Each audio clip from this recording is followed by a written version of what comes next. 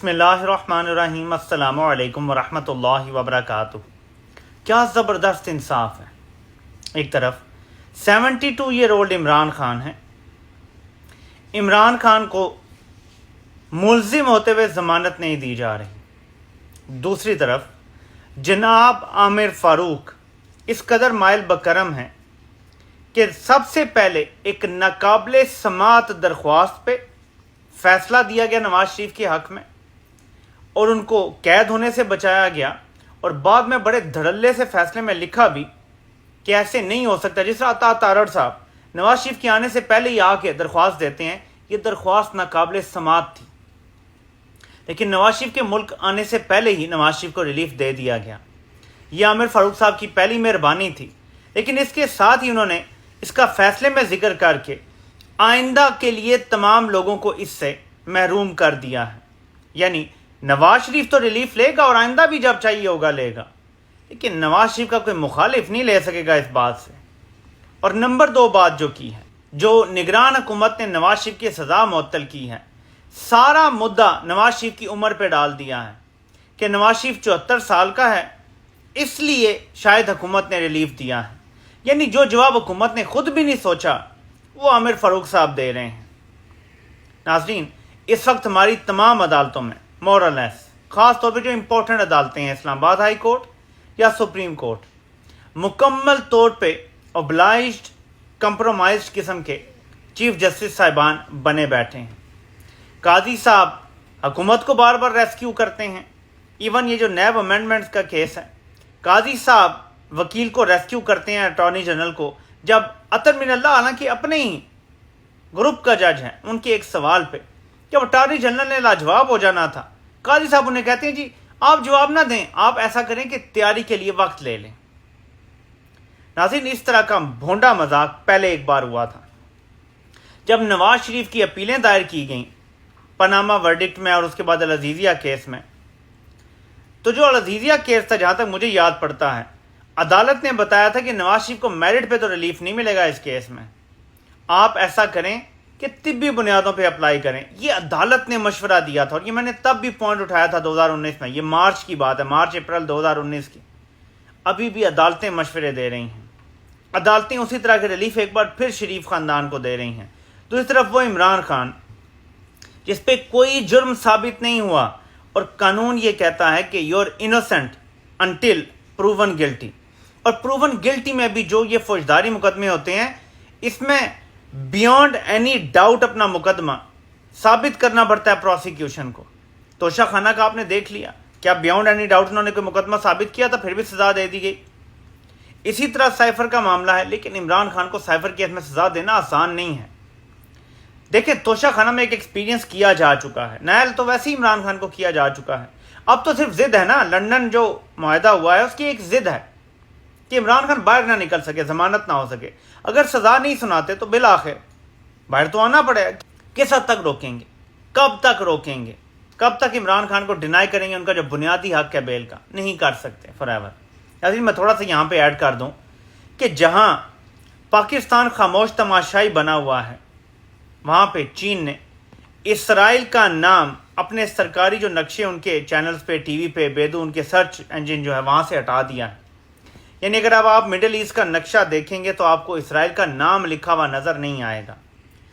دوسری طرف پوٹن بھی سیدھا ہوتا جا رہا ہے۔ پوٹن کا کہنا ہے کہ جس طرح تمام مسلم ممالک کو اجاڑا ہے، اس میں مثال دی ہے لیبیا کی، شام کی اور باقی ممالک کی۔ اس کا مطلب ہے کہ یہ جو اب معاملہ ہے یہ لوکل نہیں رہا بلکہ یہ اسٹریٹجک بن گیا ہے۔ ایک طرف امریکہ کی ضد ہے اور اس کا اٹوٹ انگ ہے، اور ایک طرف چین اور روس کو پتہ چل گیا کہ امریکہ کو تکلیف کیسے پہنچانی ہے۔ ایسے میں ایک خبر کسی نے شیئر کی ہے جو امریکہ کے حوالے سے بہت بات کرتا ہے، میں اس کو کنفرم کر کے اس پہ پوری ویڈیو بناؤں گا، کہ امریکہ نے $106 بلین فلسطینیوں کی آبادکاری کے لیے مانگ لیا ہے۔ یہ بائیڈن نے مانگا ہے۔ اب بائیڈن کو اس کا اپروول ملتا ہے یا نہیں ملتا، کیونکہ وہاں پہ ایسا تو نہیں ہوتا کہ صدر نے دستخط کر دیے، وہ تو اپنے آفس سے انہیں لینا پڑتا ہے، اپروول لینا پڑتا ہے۔ بائیڈن نے یہ اپروول مانگا ہے، تو اس بندے کا یہ کہنا ہے، جس بندے نے یہ خبر شیئر کی ہے، کہ اس کا مطلب ہے کہ فلسطینیوں کو مصر میں آباد کرنے کا منصوبہ ہے، پیسہ دے دیا جائے گا، لالی پاپ دے دیا جائے گا، لیکن بڑا مقصد جو ہے کہ ایک اسرائیل کی مکمل حکومت اس خطے میں قائم ہو جائے، وہ حاصل کر لیا جائے گا۔ دوسرے نمبر پہ بائیڈن مزید امداد دے رہا ہے اسرائیل کو۔ یہ امداد فلسطینیوں کو، خاص طور پہ اس وقت جب ریفیوجی کیمپ پہ بمباری ہو رہی ہے، امریکہ مزید امداد دے رہا ہے۔ ابھی جو تازہ ترین بمباری ہے، اب تک کی اطلاعات کے مطابق 400 سے 500 لوگ وہاں پہ شہید ہو گئے ہیں۔ یہ ایک ریفیوجی کیمپ تھا، یہ ایک پناہ گاہ تھی، وہاں پہ کیوں کیا گیا ایسے؟ آپ مجھے بتائیں۔ کیونکہ مقصد کسی ایک تنظیم کے خلاف کام کرنا نہیں ہے، مقصد مکمل طور پہ اپنا تسلط جمانا ہے، قبضہ قائم کرنا ہے، اور سارا منصوبہ اسی حوالے سے پلان دیا گیا ہے، ترتیب دیا گیا ہے۔ مسلم امہ عضو معطل پتہ ہے کیوں ہے؟ جن کے پاس ایٹم بم ہے وہ خاموش ہیں، جن کے پاس پیسہ ہے ان کے پاس ایٹم بم نہیں ہے اور بہادری نہیں ہے، اس لیے خاموش ہیں۔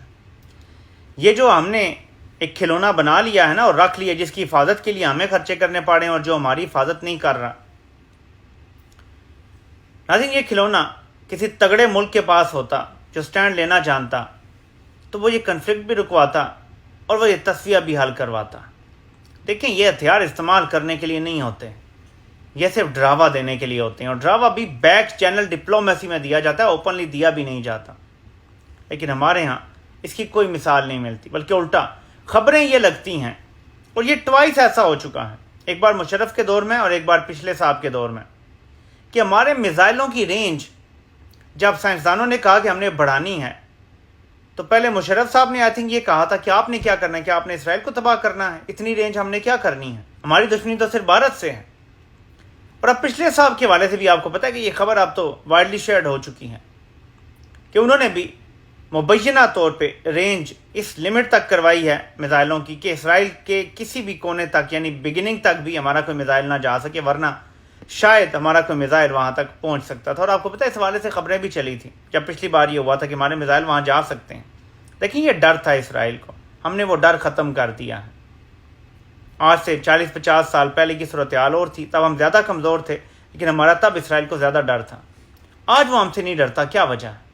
کیونکہ ہمارے اوپر جو لوگ مسلط ہیں، ہمارے حکمران اور حکمرانوں کو لانے والے، یہ سب کمپرومائز لوگ ہیں، کرپٹ ہیں، اوبلائزڈ ہیں، ان کی کمزوریاں ہیں عالمی قوتوں کے پاس۔